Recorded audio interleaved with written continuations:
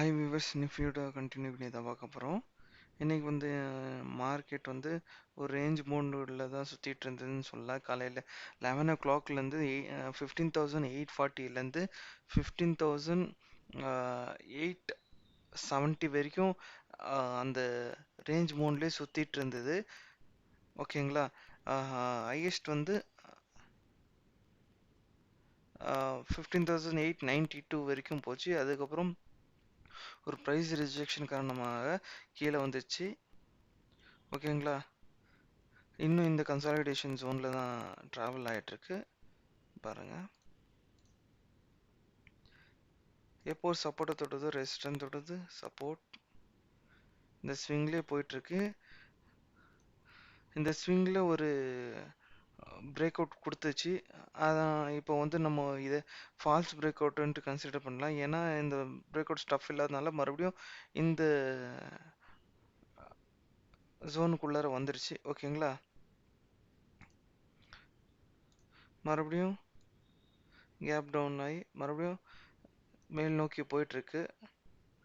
நாளைக்கு வந்து suppose gap up ஆனாக்கா இதுலேருந்து இருக்கும். பாருங்கள், எனக்கு தெரிஞ்சு மார்னிங் வந்து ஒரு 50-70 பாயிண்ட்ஸ் கேப் அப்பில் ஓப்பன் ஆகிற பாசிபிலிட்டிஸ் நிறைய இருக்குது.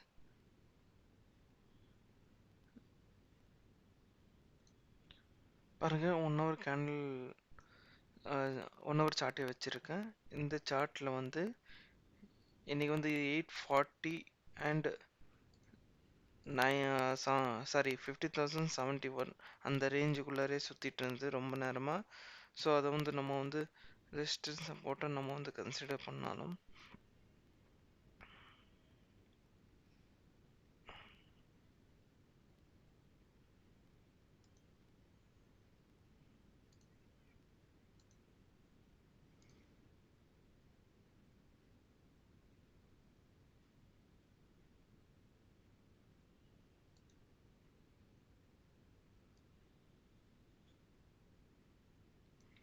இந்த ஜோன்லேயே மார்க்கெட் வந்து காலையில் ஓப்பனிங்லேருந்து ட்ராவல் ஆகிட்டு இருந்தது. அதுக்கப்புறம் தான் க்ளோசிங் டைம் ஒரு 3:05க்கு என்னவோ தான் இந்த கேண்டில் வந்து கீழே வர ஆரம்பிச்சுது. சரி, 2:55 3 மணிக்கு எக்ஸாக்டாக 2:30க்கா? ஓகே, 2:30க்கு ஸ்டார்ட் ஆகிருக்கு. இது 1 hour இல்லை. ஸோ 2-3 மணி மேலே தான் கீழே வர ஆரம்பிச்சது. இந்த சப்போர்ட் ஜோன் உடைக்கும் போது தான் ஓப்பன் அண்ட் க்ளோஸ் வந்து 15 மினிட்ஸில் காட்டுறோம். பாருங்கள், 15 மினிட்ஸ் கேண்டலில் கரெக்டாக 2:30 மணிக்கு வந்து ஓப்பன் அண்ட் க்ளோஸ் வச்சதுனால இந்த டவுன்ஃபால், அதான் இந்த ரீட்ரேஸ்மெண்ட் மாதிரி எடுத்துக்கலாம். ஒரு கன்சாலிடேஷன் ஜோன்லேருந்து ஒரு டவுன் பிரேக் அவுட் கொடுத்துருக்குன்னு கூட சொல்லிக்கலாம். ஓகேங்களா. ஸோ நாளைக்கு வந்து இதுக்கு மேலே 1 hour ஓப்பன் அண்ட் க்ளோஸ் வச்சாக்கா எனக்கு தெரிஞ்சு நாளைக்கே 15,900 பிரேக் ஆகிறதுக்கு உண்டான பாசிபிலிட்டிஸ் அதிகமாக இருக்குது. இந்த ஜோனை உடைக்கிறதுக்கு நிறைய பாசிபிலிட்டிஸ் இருக்குது. ஏன்னா இந்த ரெண்டு இப்போ வந்து ரெசிஸ்டண்ட்டாக கன்சிடர் ஆகும். ஏன்னா இது மார்க்கெட் வந்து இது கீழே தான் க்ளோஸ் ஆகிருக்கு.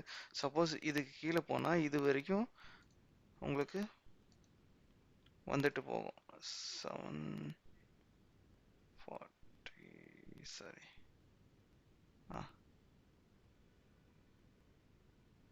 எக்ஸாக்டாக இந்த லெவல் வரைக்கும் கீழே வந்துட்டு ஒரு புல் பேக் ஆகிற பாசிபிலிட்டிஸ் நிறைய இருக்குது. ஏன்னா இந்த இடத்துல லாஸ்ட்டாக சப்போர்ட் எடுத்து இது கீழே ட்ரேட் ஆகினா டேரெக்டாக இங்கே வரைக்கும் வந்துடும். ஓகேங்களா. என்னோட ப்ரொடிக்ஷன் படி நாளைக்கு வந்து சேம் 75% அப்சைட், 25% டவுன் சைட் போகிறதுக்கு உண்டான பாசிபிலிட்டிஸ் அதிகமாக இருக்குது. Thank you viewers.